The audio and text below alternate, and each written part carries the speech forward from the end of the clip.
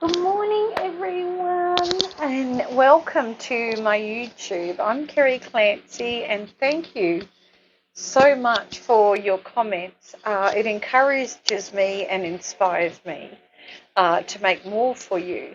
And I make these to share information to help you. For those of you who need to connect with me, or hopefully the information I put out helps you, so it helps you along in your day-to-day life. Because I'd like to share with you the struggles I've been throughout my life and how I learnt to become resilient. And resilient can sometimes be not always a good thing. I'm just going to put the microphone up here because I'm playing with it. It's a good, I guess, tool to have, but sometimes if we become too resilient, we're not able to stop, think, feel, and process the emotion behind that. But what happened to me, my childhood trauma, taught me to be resilient, to get up and keep going and just keep pushing that away and move away from it. But it wasn't helpful to me in my life as I got older because I hadn't processed these emotions of the trauma.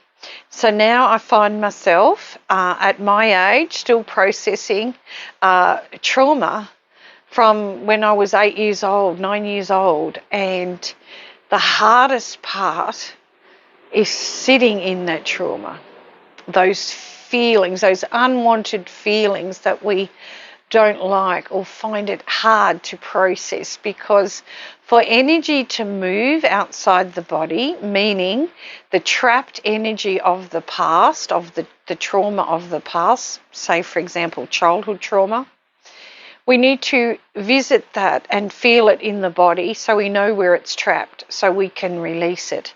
It might be from your heart, it might be from your hips, maybe your shoulder, maybe your shoulders, because when we're in grief or we're not able to feel the grief, the shoulders come forward and we become more, as the lungs can't expand because of the grief. So it might be hip pain, which I've experienced a lot of lately. I knew what it was straight away, but I didn't know what it was. So I knew what the pain was, going, oh, there's some emotional trauma here that I need to release. So I had to reach out to one of my healing friends for some support and help, because sometimes we can't do it all on our own, no matter how spiritual we think we are and how much of a healer we think we are and the modalities that we know. Sometimes we just need to reach out and say, I need your help, or I need some help. So hopefully what I share with you today can help you with that, and help you understand how this works. There's a human side of us and the spiritual side. So with the human side, that's connected to our mind. There's also the mind, the perception as a child, the information that we received. The body believes that to be true in your muscles and your tissue and your cells. There's these systems we have inside us believe that is truth. So it holds that as truth. It's a little bit like if you've had trauma as a child and day-to-day survival is living in fear and activating your nervous system, the fight or flight, the parasympathetic and the sympathetic, the difference, the left and right hemispheres of the brain, one's for react, fight or flight, and the other one's for, well, calming. Let's think about this and move forward. We're not able to do that as children, which is why we tell the body, okay, we're just going to get up, we become resilient, and we're going to get on with it. And we haven't processed those emotions because as children we don't know how. So what happens is, though, those feelings of fight or flight, the nervousness, the nervous system, the feelings of uncomfortable, the feelings of stress and worry and fear, trembling as a child, trembling fear for me. If that's not processed, it's going to stay in there somewhere inside you and it will come out later. So recently that's what happened to me, and I could feel myself shaking, not wanting to access that or go there. But I knew I had to deep down. Now I have this understanding of how it works and our systems work and how our spirit within us works, trying to help us push out that emotional pain of the past.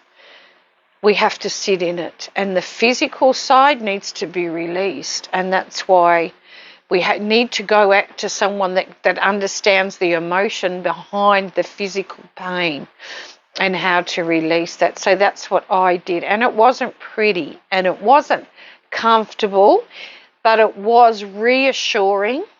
It gave me validation because I had a healer that was very empathic, very understanding, and she has many, many modalities, healing modalities and tools that she uses. So she was able to get in there. Plus she had a psychology degree. So it makes it very, very different because the psychologists tend to, just like myself as a counsellor, you receive a lot of training in the emotional side of, and I find that I draw on that all the time for myself and for you if that's what you need. So sitting in that pain became unbearable emotionally, and it threw all my systems out. So I felt misaligned. I was struggling to come back into my body and feel the body as purity, as calmness, as softness. Unable to connect with my source within me, my divinity. And I was pulled right back into that 8-year-old child.